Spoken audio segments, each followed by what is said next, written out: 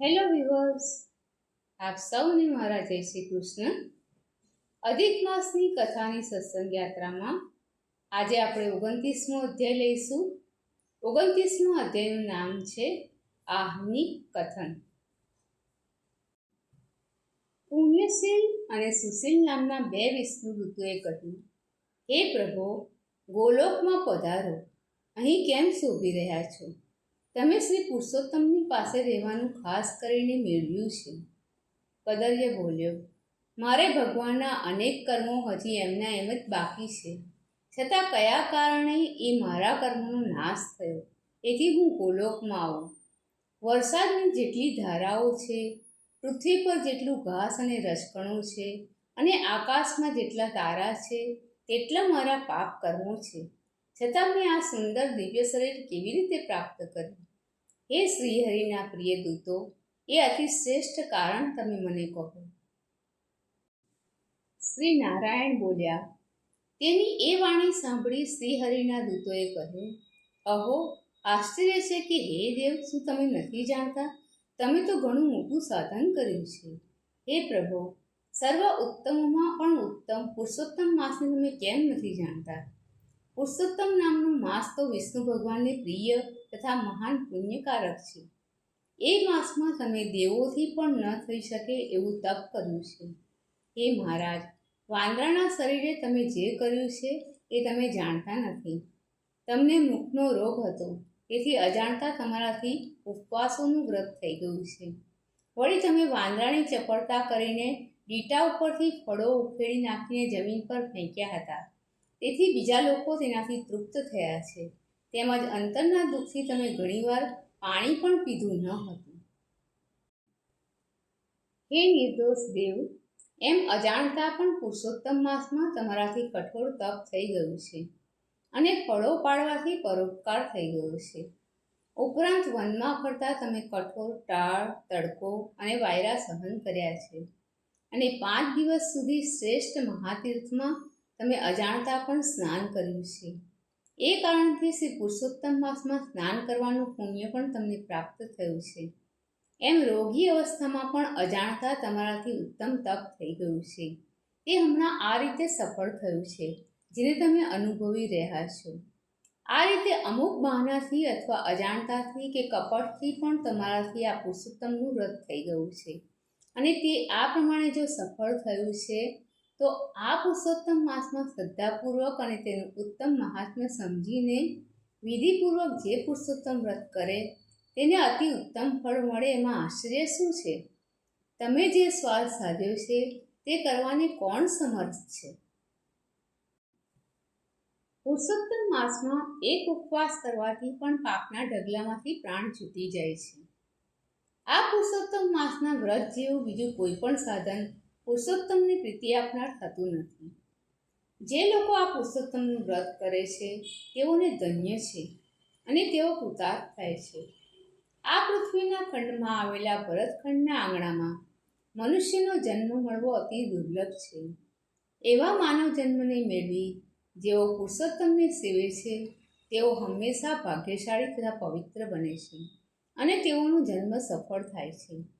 સર્વ મહિનાઓમાં ઉત્તમ આ પુરુષોત્તમ માસ જેઓનો સ્નાન, દાન તથા જપ કરવામાં જાય છે, તેઓને ખરેખર ધન્ય છે. તેઓ મહાપુણ્યશાળી બને છે, અને તેઓનો જન્મ સફળ થાય છે. કારણ કે પુરુષોત્તમ માસ આવતા જે દાન, પિતૃકાર્ય તથા વિવિધ તપ કરાય છે તે કરોડ ગણા ફળદાયી બને છે. છતાં પુરુષોત્તમ માસને પામીને પણ જે મનુષ્ય સ્નાન, દાન વગેરેથી રહિત રહે છે તે નાસ્તિક, પાપી, નીચ તથા ધર્મઢોંગી દુષ્ટને ધિક્કાર. શ્રી નારાયણ બોલ્યા. પુણ્યશીલ અને સુશીલે પોતાનું એ પુણ્યકર્મ વર્ણવ્યું તે સાંભળી કદર્ય ચકિત થઈ ગયો. તેને એટલો બધો હર્ષ થયો કે જેથી તેનું શરીર રોમાંચિત બન્યું. પછી તેણે ત્યાંના તીર્થદેવોને તથા કાલંજર પર્વતને પણ પ્રણામ કર્યા, અને તે વનના અધિપતિ સર્વ વનસ્પતિ, બેલા તથા વૃક્ષોને પણ નમસ્કાર કર્યા. પછી વિનય સાથે વિમાનને પ્રદક્ષિણા કરી તે તેના પર ચડ્યો. તે વેળા તેનો રંગ મેઘના જેવો શ્યામ જણાતો હતો. તેના શરીર પર પીળા પીતાંબર શોભી રહ્યા હતા, અને સર્વ દેવતાઓના દેવતા ગંધર્વો તેની સ્તુતિ કરતા હતા. કિન્નરો વગેરે પણ વારંવાર વાજિંત્ર વગાડવા લાગ્યા, અને ઇન્દ્ર વગેરે દેવો પણ હર્ષયુક્ત થઈ ધીમી ધીમી પુષ્પવૃષ્ટિ કરતા આદર સહિત તેની પૂજા કરવા લાગ્યા.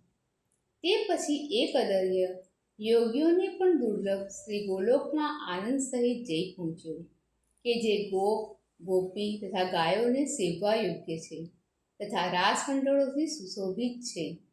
એમ શ્રી પુરુષોત્તમ માસનું અજાણતા પણ સેવન કરવાથી એ ચિત્રસરમાં, જ્યાં ગયા પછી પ્રાણીઓને કોઈ જાતનો શોક થતો નથી અને જે ગળપણ તથા મરણથી રહિત છે, એવા ગોલોકમાં ગયો હતો.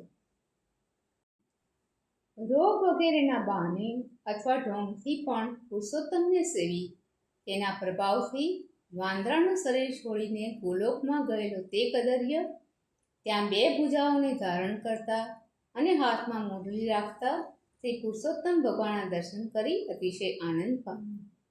શ્રી નારાયણ બોલ્યા, એ આશ્ચર્ય જોઈ સર્વદેવો અત્યંત વિસ્મય પામ્યા અને બધા પુરુષોત્તમ માસની પ્રશંસા કરતા કરતા પોતપોતાના સ્થાને ગયા. નારદે પૂછ્યું, દિવસના પહેલા ભાગમાં કરવાનું જે દિવસ કૃત્ય હોય છે તે તો આપે કહ્યું, તો હવે હે તપોધન, દિવસના પાછલા ભાગમાં કરવાનું જે કૃત્ય હોય છે તેને પણ આપ કહો. હે વક્તાઓમાં શ્રેષ્ઠ, ગૃહસ્થો પર ઉપકાર કરવા માટે તે મને કહો, કેમ કે આપ જેવા પુરુષો સદા સર્વ પર ઉપકાર કરવા માટે જ બધું કથન કરે છે. શ્રી નારાયણ બોલ્યા, પ્રાતઃકાળમાં કરવાનું કર્મ પ્રથમ જે કહેવાયું છે તેને વિધિપૂર્વક સમાપ્ત કર્યા પછી મધ્યાહનકાળની સંધ્યા કરવી, અને પછી તલ વડે તર્પણ કરવું. તે પછી 5 મહાયજ્ઞો કરવા, અને તે વખતે દેવો, મનુષ્યો, પશુઓ, પક્ષીઓ, સિદ્ધો, યક્ષો, સર્પો, દૈત્યોના સમુદાયો, પ્રેતો, પિશાચો અને સમસ્ત નાગો, એમ જે કોઈ અહીં અન્ન ઈચ્છતા હોય તેઓ સર્વને આ મેં આપ્યું છે એ મંત્ર બોલી બલિદાન દેવું. પછી વિધિપૂર્વક આચમન કરી શ્રદ્ધાથી પ્રસન્ન ચિત્તે અતિથિને લાવવા માટે પોતાના બારણા આગળ ગાય દોહવાય તેટલા સમય સુધી પણ જોયા કરવું, અને ભાગ્યયોગે જો અતિથિ મળી આવે તો પ્રથમ વચન વડે સત્કાર કરી દેવની પેઠે તેની પૂજા કરવી. તે પછી શક્તિ પ્રમાણે પરમ ભક્તિપૂર્વક તેને અન્નજળ અર્પણ કરી ઉત્તમ બુદ્ધિવાળા મનુષ્ય તેને સંતોષ પમાડવો. પછી સર્વ પ્રકારના શાક, દાળ વગેરે સહિત તૈયાર કરેલા અન્નમાંથી અલગ કાઢી લઈ તે ભિક્ષા સંન્યાસીને તથા બ્રહ્મચારીને વિધિપૂર્વક આપવી. કેમ કે સંન્યાસી તથા બ્રહ્મચારી બંને રાંધેલા અન્નના સ્વામી છે, માટે તેઓ બંનેને અન્ન આપ્યા વગર જે માણસ ભોજન કરે છે તેને પ્રાયશ્ચિત રૂપે ચાંદ્રાયણ વ્રત કરવું પડે છે. સંન્યાસીના હાથમાં પ્રથમ જળ આપવું, પછી ભિક્ષાનું અન્ન આપવું, ફરી પાછું જળ આપવું. એમ તેને જે ભિક્ષાનું અન્ન આપ્યું હોય તે પર્વત જેટલું ગણાય છે અને જળ સમુદ્ર જેટલું માનવામાં આવે છે. જે મનુષ્ય સત્કાર કરી સંન્યાસીને ભિક્ષા આપે છે તેનું પુણ્ય ગાયનું દાન કર્યા જેટલું થાય છે, એમ ભગવાન યમદેવ કહે છે. તે પછી પૂર્વ દિશા તરફ મુખ રાખી મૌન ધરી ઉત્તમ શુદ્ધ પાત્રમાં અન્નની નિંદા કર્યા વિના ભોજન કરવું. એ વેળા એક જ વસ્ત્ર પહેરેલું હોવું ન જોઈએ, પણ એક વસ્ત્ર પહેરીને બીજું ઉપવસ્ત્ર ઓઢી પોતાના આસન પર પોતાના જ પાત્રમાં પોતે જાતે આસન પર બેસી મનને સ્વસ્થ રાખી પ્રસન્ન બુદ્ધિથી જમવું. જે માણસ એકલો જ, જેમાં બીજું કોઈ ન જમતું હોય, એવા પોતાના કાંસાના વાસણમાં જમે છે તેનું આયુષ્ય, બુદ્ધિ, યશ તથા બળ એ ચારે વધે છે. જમતી વખતે હાથમાં જળ લઈ મંત્રનો ઉચ્ચાર કરી પાત્રની ચોતરફ તે જળ ફેરવી ઘી તથા શાક વગેરે સાથે ભોજન કરવું. તેમાં પ્રથમ ભોજનની પહેલાં ઘી સહિત થોડું અન્ન વગેરે લઈ ભૂપતયે નમઃ, ભુવનપતયે નમઃ, ભૂતાનામ પતયે નમઃ, ધર્માય નમઃ, ચિત્રગુપ્તાય નમઃ, ભૂતેભ્યો નમઃ એમ બોલતા જઈ તે સર્વને એક એક ગ્રાસનું બલિદાન દેવું. તે પછી મંત્રનો ઉચ્ચાર કરી ભૂખ તથા તરસથી પીડાતા જે કોઈ પ્રાણીઓ જ્યાં જ્યાં રહ્યા હોય તેઓ સર્વની તૃપ્તિ માટે આ અન્ન અખૂટ તથા સુખકારક બનો એમ બોલી ફરી એક ગ્રાસ સર્વ પ્રાણીઓને ઉદ્દેશીને અર્પણ કરો. પછી ઓમ પ્રાણાય સ્વાહા આ ગ્રાસ પ્રાણને અર્પણ થાવ. ઓમ અપાનાય સ્વાહા આ અપાનને અર્પણ થાવ. ઓમ વ્યાનાય સ્વાહા આ વ્યાનને અર્પણ થાવ. ઓમ ઉદાનાય સ્વાહા આ ઉદાનને અર્પણ થાવ. ઓમ સમાનાય સ્વાહા આ સમાનને અર્પણ થાવ. એમ ઓમકારપૂર્વક બોલતા જઈ ઘીવાળા 5 કોળિયા 5 વાર જીભથી ગળી જવા પણ દાંતથી ચાવવા નહીં. પછી એકાગ્ર ચિત્તે મધુર પદાર્થો પ્રથમ ખાવા, ખાટા અને ખારા પદાર્થો વચ્ચે ખાવા અને કડવા તથા તીખા પદાર્થો છેલ્લા ખાવા. હર કોઈ માણસે પહેલાં પ્રવાહી ખાવું, વચ્ચે કઠણ પદાર્થો ખાવા અને છેલ્લે ફરી પ્રવાહી પદાર્થો ખાવા. એવી રીતે જમનારો માણસ બળ તથા આરોગ્યને કદી છોડતો નથી અને સદાય બળવાન તથા નિરોગી રહે છે. સંન્યાસીએ 8 કોળિયા ખાવા, વાનપ્રસ્થે 16 કોળિયા અને ગૃહસ્થે 32 કોળિયા ખાવા અને બ્રહ્મચારીએ માપ વિના જેટલું ભિક્ષામાં મળે તેટલું યથાયોગ્ય ખાવું. બ્રાહ્મણ, ક્ષત્રિય તથા વૈશ્ય શાસ્ત્ર વિરુદ્ધ ભક્ષ્ય ભોજન વગેરે ખાવું નહીં. સૂકો તથા વાસી આહાર ભોજન માટે અયોગ્ય કહ્યો છે. ઘી તથા દૂધના પદાર્થો સિવાય બીજા બધા પદાર્થો થોડા થોડા કંઈક બચે એમ ખાવા. પોતે જમ્યા પછી ભાણામાં બચેલા તે પદાર્થોને આંગળીઓના અગ્રભાગ પર લઈ જળની અંજલી ભરી તેમાંથી અડધું જળ પોતે પી જઈ આંગળીઓના અગ્રભાગ પર રહેલું તે બચત અન્ન જમીન પર મૂકવું અને તેના પર અંજલીનું પેલું અડધું જળ પણ ચડાવવું. તે વેળા વિદ્વાન માણસે પણ મંત્ર બોલતા જવું. મંત્રોચ્ચાર કર્યા વિના બ્રાહ્મણ પાપનો ભાગી બને છે અને એ પ્રાયશ્ચિત કર્યા પછી શુદ્ધ બને છે. તે મંત્રનો અર્થ આ પ્રમાણે છે.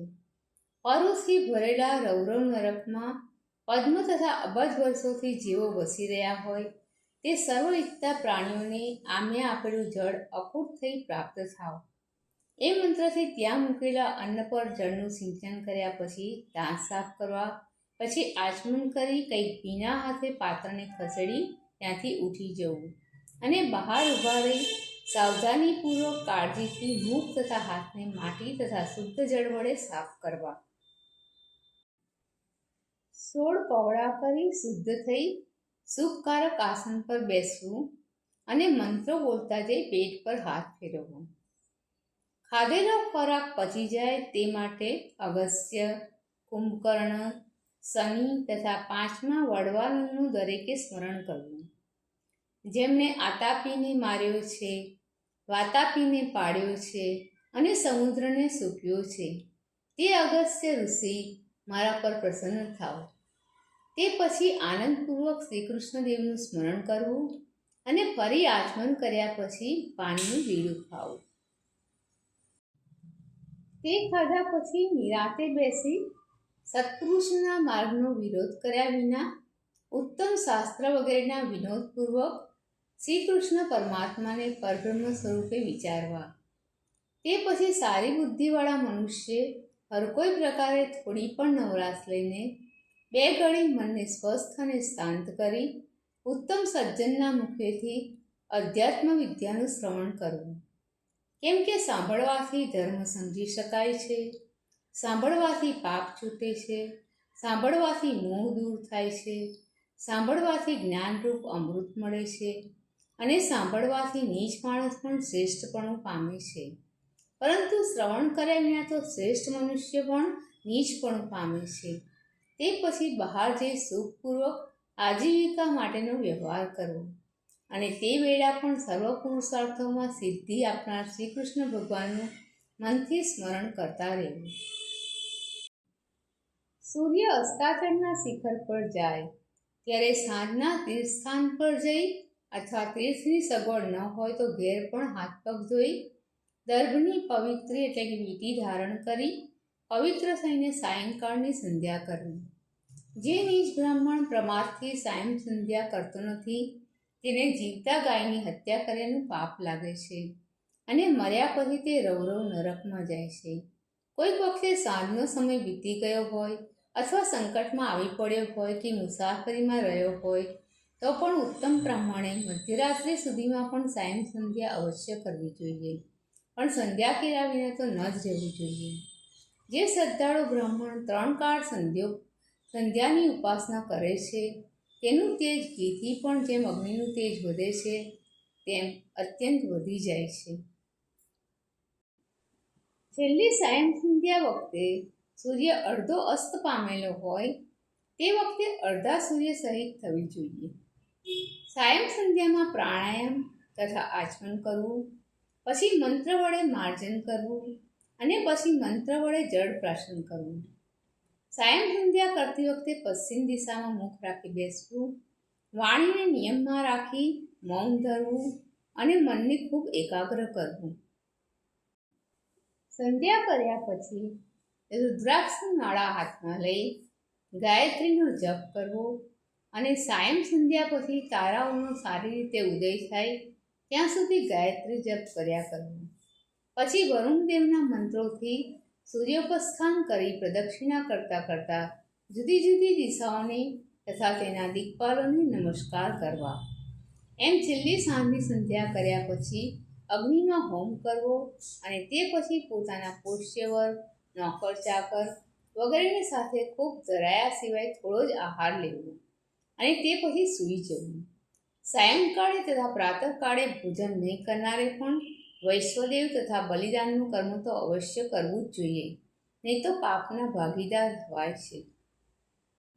ગૃહસ્થે સાંજનું ભોજન કર્યા પછી હાથ પગ ધોઈને ઓશિકાવાળી કોમળ શૈયા પર સૂવા માટે જવું.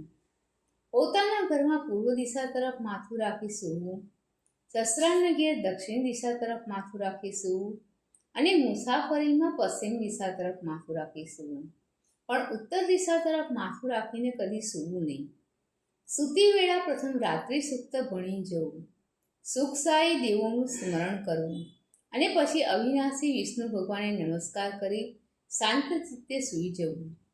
અગસ્ત્ય, માધવ, મહાબળવાન, મુચકુંદ, કપિલ મુનિ તથા આસ્તિક આ 5 સુખશાહી દેવો કહેવાય છે.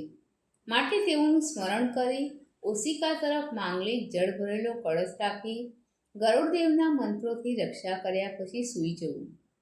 ઋતુકાળે પોતાની સ્ત્રી પાસે મૈથુનાર્થે જવું અને પોતાની સ્ત્રીમાં સદા આસક્ત રહેવું. એક પત્ની વ્રત પાળનારાએ રતિની ઈચ્છાથી પણ દરેક પર્વના દિવસો છોડીને જ પોતાની પત્ની સાથે મૈથુન કર્મમાં જોડાવવું.